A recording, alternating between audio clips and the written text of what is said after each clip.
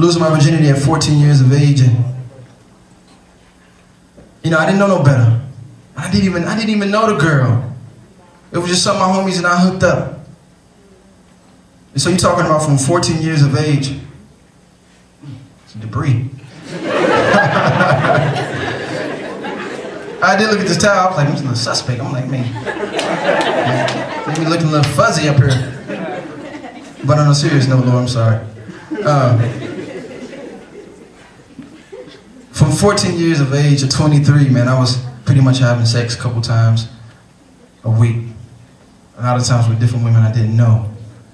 And if you heard my album, Metamorphosis, you heard a song called Sorry Child.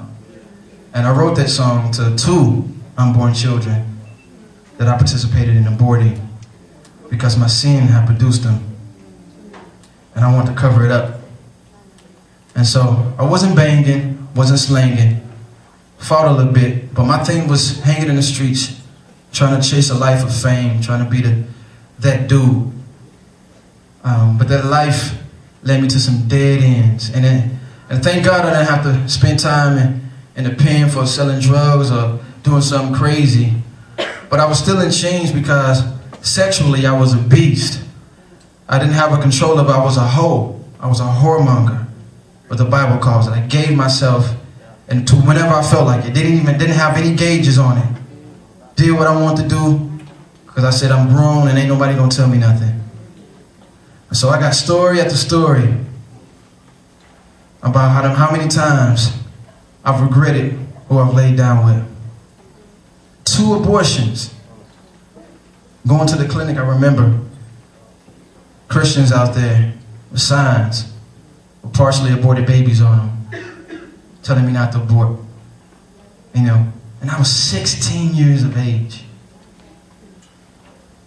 You know what I mean? I think I took money I got from something. I think I had a job at the time, but it was like $300. And some of you all know what I'm talking about. This is real talk.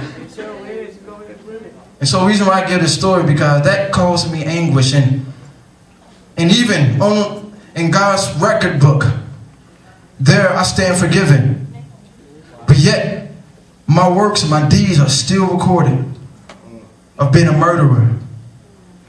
So nah, I may have not have shot up a car, but I participated in murdering 2 beautiful children who could have needed me. So that's why I say in the song, I said, by now you would have been 8 years old.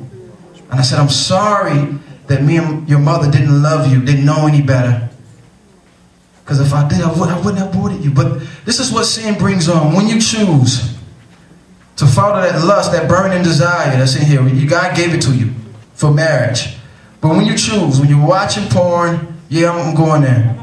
You know what I mean? When you look at the magazines, when you're reading these love novels, when you're listening to all the T-Pain songs, when you listen to all this stuff about love that's ill, and then you wonder why your emotions and your heart is so crazy, that's why God meant for love to be something pure and beautiful and platonic, that was tattooed, that was meant to be put together until you left this earth. At least one of you all did. But we've abused it. We've abused my body, abused my mind. And so now, it took me so long from 23 years of age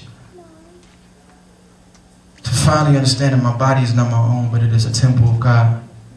And I promise you, young people, as soon as you start recognizing that, as soon as you start treating this man like God gave it to you, and he says, I am a steward over this body, I got to keep it holy, you're going to experience a lot of hardship. STDs, abortions, heartbreak.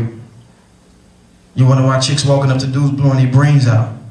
That's because her heart is so stitched to him, because she gave herself to him, and dude didn't give nothing back. And I can preach all day about this, man, but this is one thing I'm passionate about, because I spent my life wasting it. Wasting my life for something that didn't give back, but constantly broke me down. So I thank God for restoration. You know what I mean? I thank God for healing me. But that's a story, man, for y'all. I know it. I know I'm talking to somebody, man. Slow down. And you may have heard the Slick Rick song, slow down, man. Like, insist, bruh, it's not worth it. I know it. I know she may be fine. I know he may be fine. But I'm telling you, keep yourself, preserve yourself for the Lord till you get married, man. Things will be better. But I said all that to set up this next song, man. I'm forever grateful to what the work on Calvary did for me. He took a wretched man that couldn't repay a debt, but free of charge he gave himself for me. That very blood made me a free man. Washed away my sin. And took a murderer and made him a righteous man. So this song is dedicated to you, Lord. My master, my friend. It's called I Will Never Lose.